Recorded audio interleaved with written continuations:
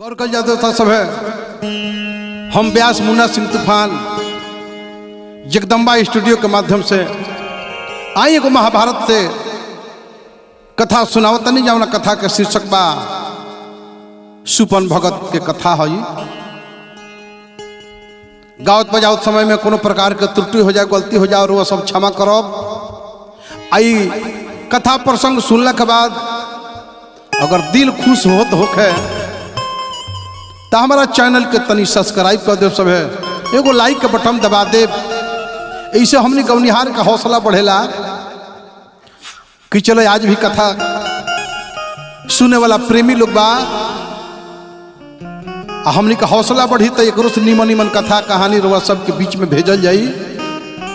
और वह सबसे ही हमारा निहोरा रही, आग्रह रही कि हमारा चैनल के कम से कम तनी सब्सक्राइब कर दे। सब है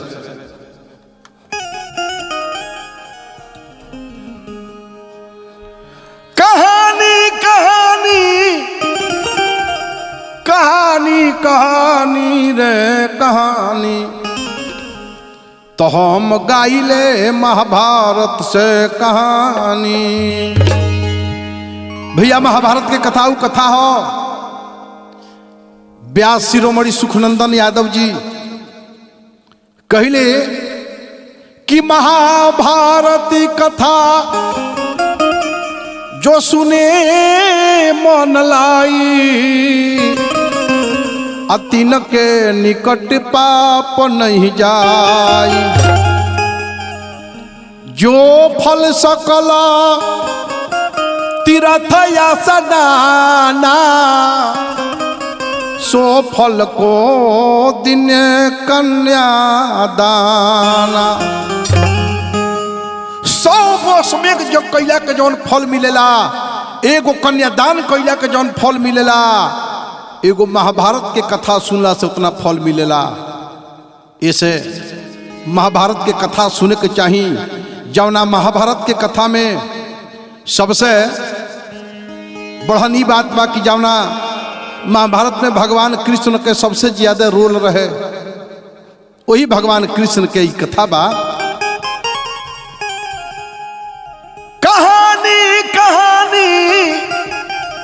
कहानी कहानी रे कहानी बबुआ मोहन तो हम गाइले महाभारत से कहानी। हम गाई महाभारत से कहानी। महाभारत में लिखल बावे तवने गावो तानी हो कहानी। हम गाई महाभारत से कहानी बाबा। हम गाई महाभारत से कहानी। महाभारत के लड़ाई समाप्त भइला के बाद हस्तिनापुर के राजा धर्मराज युधिष्ठिर के बनावल गईल। राज काज खूब बढ़िया से चलत रहे। धर्मराज युधिष्ठिर दिन रात में सूतल बड़े सपना देखत रहे। सूतला में रहल भवनवा, सपनवा एक देखे लगले राम।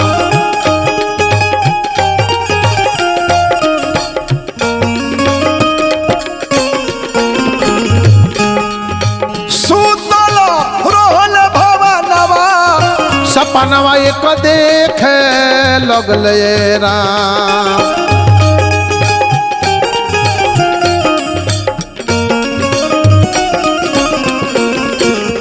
का सपना देखो तरे? हाड़ मास खून बरसे अंगनावा, हाड़ मास खून बरसे अंगनावा, तो ई है सपनावा देख ले राम।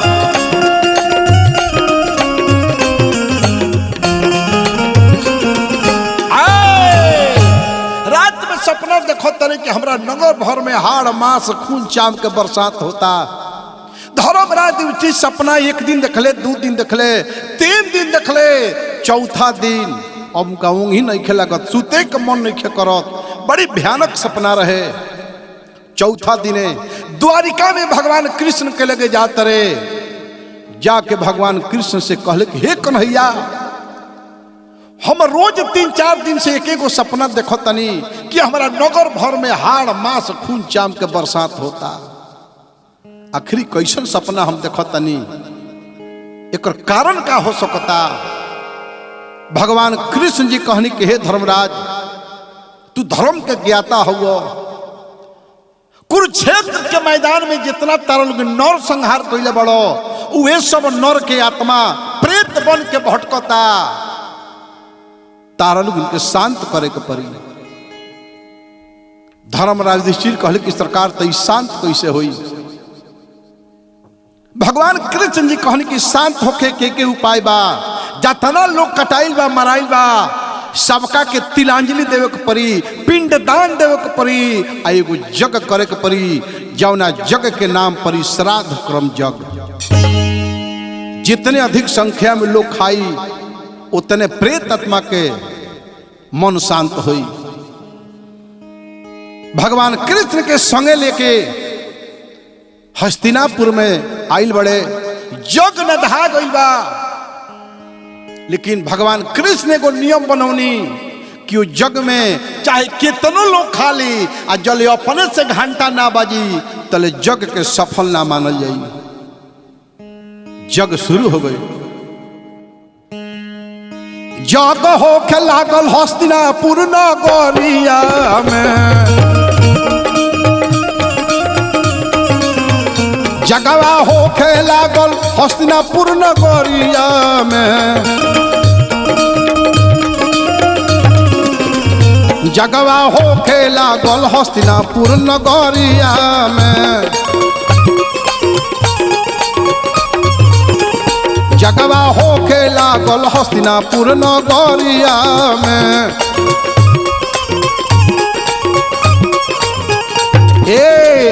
जगवा भइले बेसुमार, खोइले लोगवा 10,000। जगिया भइल बेसुमार, लोगवा खोइले 10,000। घंटा बाजल नाही कवनी करनिया से, घंटा बाजल नाही कवनी करनिया से।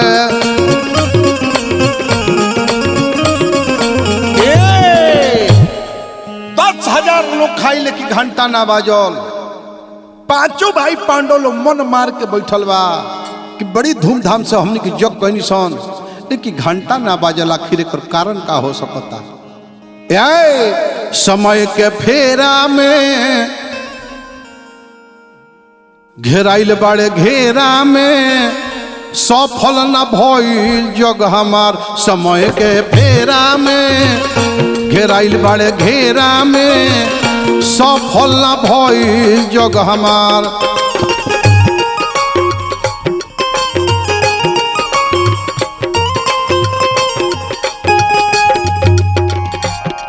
दिल बेकरार बा, बजे के घंटा इंतजार बा।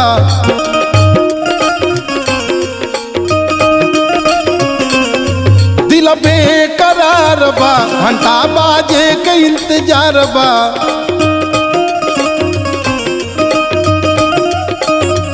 समय के फेरा में घेरैले घेरा में, सफल न भइल जग हमार। समय के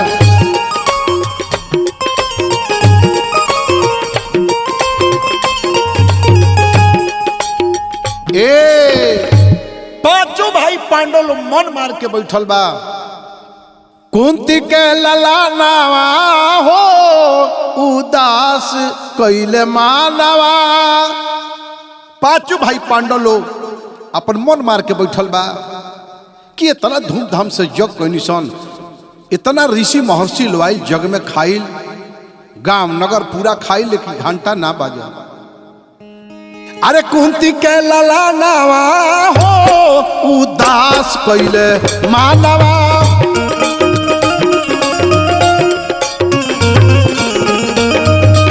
कुंती के ललानावा हो उदास कैले मानवा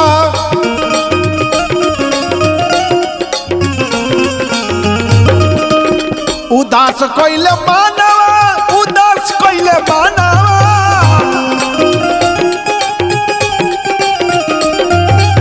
उदास कैले मानवा उदास कैले मानवा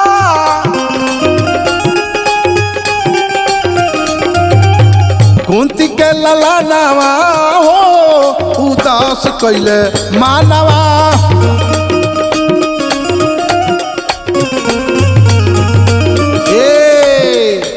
पांचू भाई पांडालो मन में विचार करता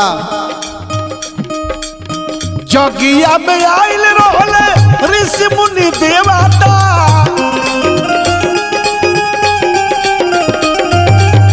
जगिया में आइल रहले ऋषि मुनि देवता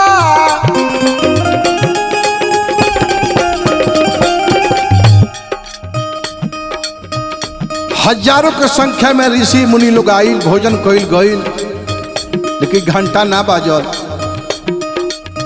कावाना भगत के भेजवले न नेवाता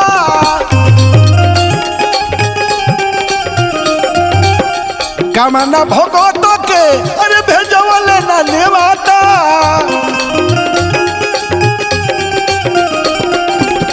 के कर अपमान कइल हो उदास कैले मानवा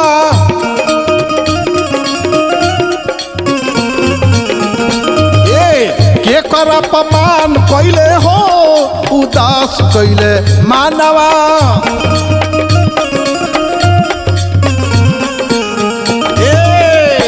पांचों भाई पांडव लोग मन उदास कके बैठल बा कब नीचे मुड़ी गाड़ता लो कब कृष्ण जी की ताकता लो लास्ट में जब कृष्ण भगवान से बर्दाश्त ना भइल तो कृष्ण भगवान पांचों भाई पांडव लोग के लगे उठ के आईनी कहने के हे पांचों भाई तारा लोगिन अपना जाति के घमंड में बाड़ो अपना साता के घमंड में बाड़ो यही नगर के रहे वाला एगो भक्त के तारा लोगिन अपमान कइले बाड़ो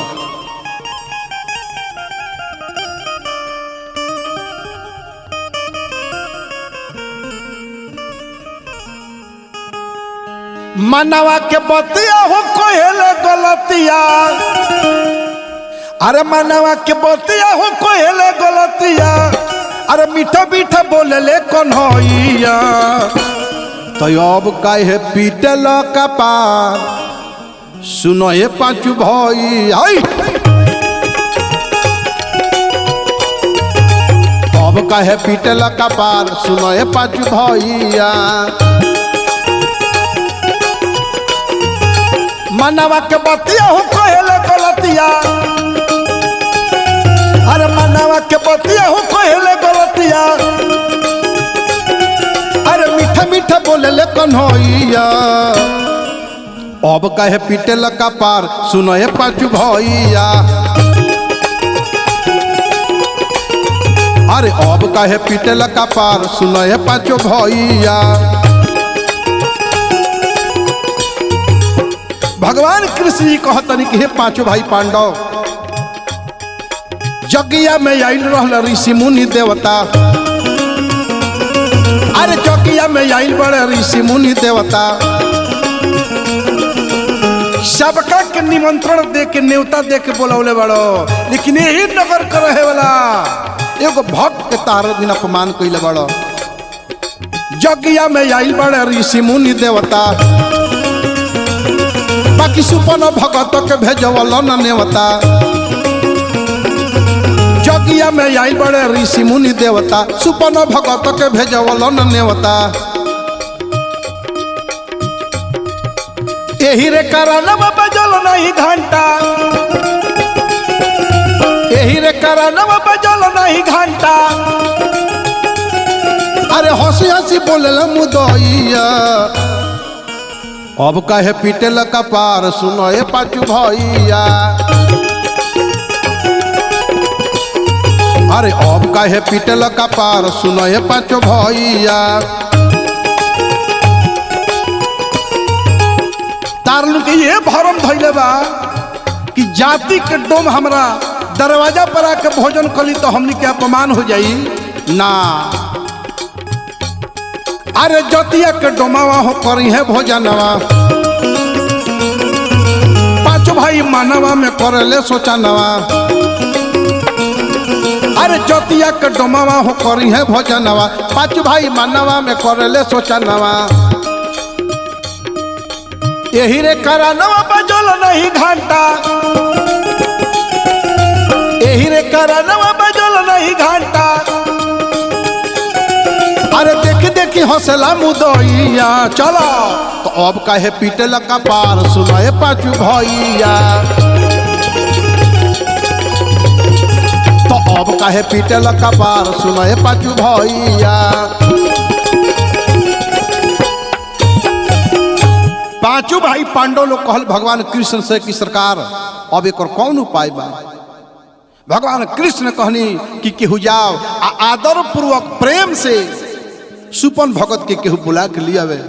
सबसे बढ़िया तो हुई कि धर्मराज युधिष्ठिर जैते आ जाके सुपन भगत के आदर सहित बुला के लेके अइते।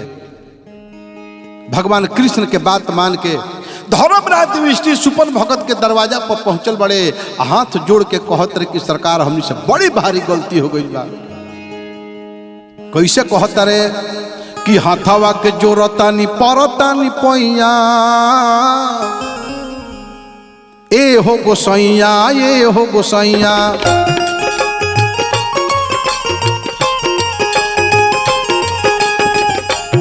हे सरकार हमरा दरवाजा पर चल जाओ, एगो हमने के जग कैले बनी सन, जौना जग में न्योता देवे के रौरा छूट गइल बनी। अरे हाथवा के जोरतानी परतानी पैया, ए हो गोसैया ए हो गोसैया।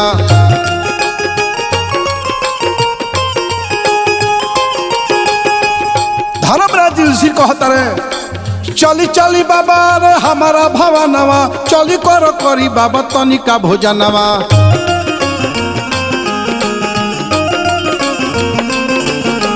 चली चली बाबा तनी हमारा भवनवा, चली करी करी बाबा तनको भोजनवा।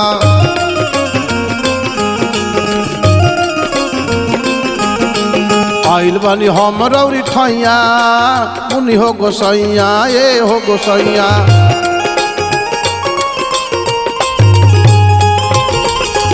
आइल बानी बाबा हम रौरी ठैया, मुनि हो गोसैया मुनि हो गोसैया।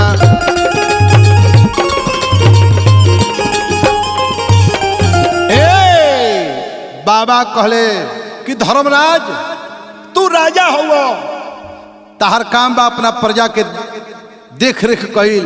हम तहर प्रजा हई, तहर बात मानत नहीं, लेकिन हम हर जग में खाए ना जाइले। जा जो 1,00,001 जग करी हो, ओ दिन हमरा के बोलई हो हम चलब, लेकिन आज तू जा। मुंह बना के धर्मराज युधिष्ठिर चल गईले। अर्जुन अइले, नकुल अइले, सहदेव अइले, लेकिन बाबा ना गईले। लास्ट में भीम कहतर कि वो डोम के ही मजाल के हमरा दरवाजा पर भोजन करे ना आई, ओकर ही मजाल। भीम कान पर गदा धो के सुपन भगत के दरवाजा पर पहुंचल बड़े। गर्ज भीमसेन अभिमानी, तो सुनिला सुनिला मुनिवर ज्ञानी, गर्ज भीमसेन अभिमानी। जल्दी चल मुनिवर ज्ञानी, ना तो हो जइब बेपानी बाबा जान जई हो। ए न तो हो जइब बेपानी बाबा जान जई हो, ना तो हो जइब बेपानी बाबा जान जई हो। ना तो हो जइब बेपानी बाबा जान जई हो, ना तो हो जइब बेपानी बाबा जान जई हो। यदि राय से ना हो खबर राजी, पीठ पर कोई गादा बाजी। यदि राय से ना हो खबर राजी, गादा पीठ पर कितना बाजी। करब अपने से हाजी बाबा जान जई हो। ए तो करब अपन से हाजी बाबा जान जइहा, करब अपन से हाजी बाबा जान जइहा। सुपन भगत कहले कि बलवान हो, एकरा सुनले बनी कि एकरा शरीर में 10,000 हाथी के बल बा, धीरहू से अगर पीठ में गादा सटा दी तो हमार कुबर सोझ हो जाई। सुपन भगत कहले कि बबुआ पीठी पर गादा बजावला के काम नहीं खे, हम चले खातिर तैयार बनी, लेकिन हमार 3 गो सामान बा, 3 गो सामान तू ले लो, हम तारा पीछे पीछे चलत बनी। एगो हमार लाठी बा, एगो कमंडल बा, एगो चटाई बा, यह तू ले लो, आगे के चलो, हम तारा पीछे पीछे चलत बनी। भीम कहले कि जब इतने बात रहल हो तो हमार कौन भैया इतना कमवा कर दिल रहते सन, अबले तू भोजन करके हमारा दरवाजा पर से आयु गई रहता। भीम जाके एक हाथ से लगले लठिया उठावे, 10,000 हाथी के बल लगा दे, लेकिन वो लाठी टॉस मस ना भइल। कबो लठिया के झकझोरस उठावस, कबो कमंडलवा के उठावस, कबो चटैया के उठावस, तीनों में से कौनो जो टॉस मस ना भइल। तब भीम वहां से दुम दमाक भगले, अपना मन में सोचे लगले कि बुझाते कि जरूर बाबा कले कोनो जादू बा। भीम भी वहां पहुंचले। लास्ट में द्रौपदी कहली कि हम जातानी, बाबा जरूर रही हैं, हम बाबा के कौनो हालत में लेके आए। द्रौपदी आई बड़ी, अब बाबा के लगे आके दंडोत प्रणाम कैले बड़ी, कहत तरीके सरकार रउरा चली हमारा दरवाजा पर, रउरा बिना हमर जग बा अधूरा, बाबा चल के कोई दी जोग हमार पूरा, बा रउरा बिना हमर जग बा अधूरा, बाबा चल के हमर जग कदी पूरा।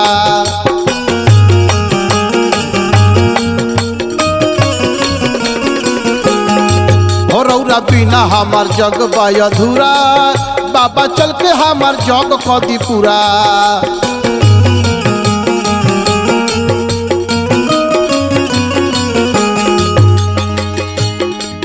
चल के बाबा तनी भोगावा लगाई, हमरा जगिया के घंटा बजाई,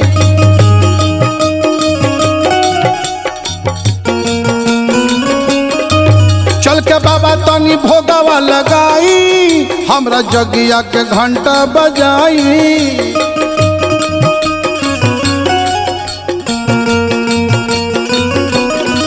ना तो कह दी कि हौत बेलूरा, हमर जग रउरा बिना बा अधूरा। बाबा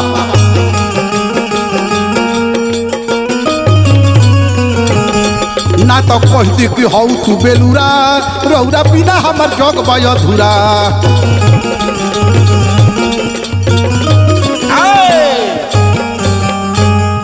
द्रौपदी कहली कि सरकार चल जाओ। सुपन भगत कहले कि तोर 5 गो पति आके हमारा लग से लौट गई लो, अब ते आइल बड़ीस, जो जहिया 1,00,000 जग करी है ओई दिन हमरा के बोले है, हम जरूर आए। द्रौपदी कहली कि सरकार रही कुछ जग के फेरा में बानी, 1,00,000 एकर कौन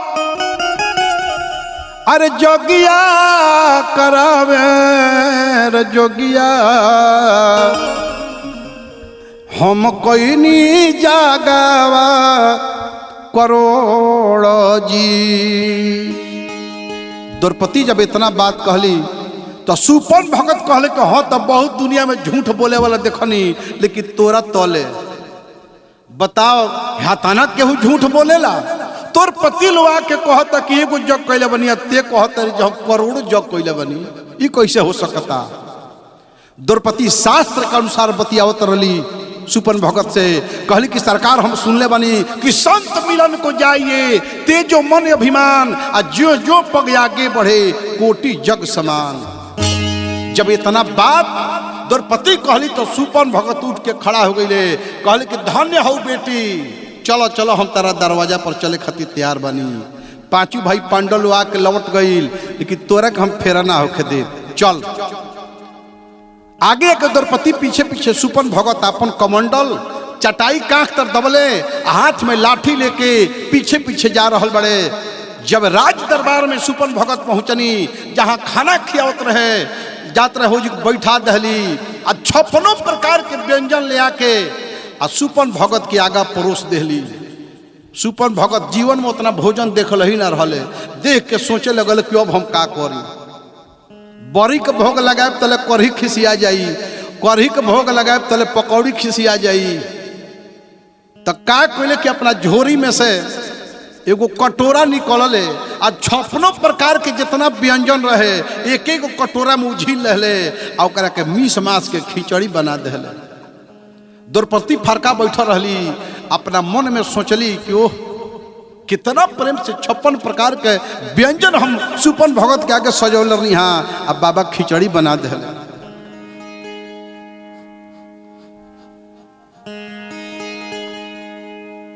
लास्ट में द्रौपदी अपना मन में ये सोचली कि यार कितनो तो जतिया के डोमेन मुंह से नहीं के बोलत, मन में सोचा तारी। आ सुपन भगत भगवान के भोग लगा देले आ कटोरा में से कौर मुंह तर ले जाता रहे, फिर नीचे गिरा देता रहे, मुंह तर ले जाता रहे, फिर नीचे गिरा देता रहे। पांचों भाई परेशान वालो, भगवान कृष्ण परेशान बानी।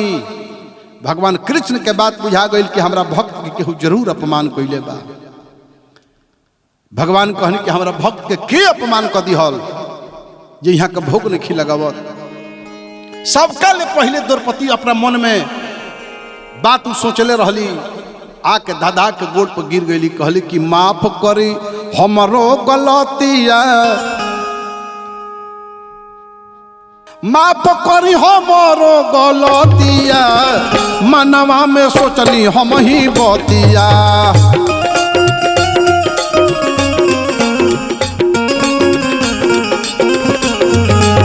माफ करी हमरो गलतिया, मनवा में सोचनी हम ही बतिया।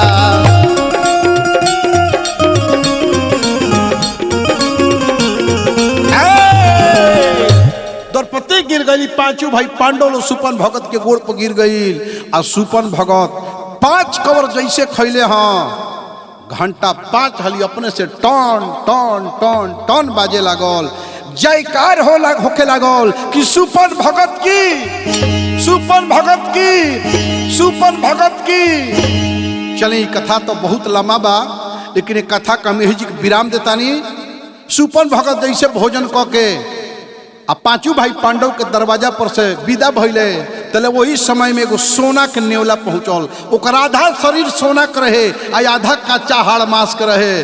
अभी कहानी प्रसंग रौरा सबके दूसरा भाग में हम सुनाए, एकरा खातिर हम छवा पर रथी बानी। प्रेम से बोल दी भगवान श्री कृष्ण चंद्र की।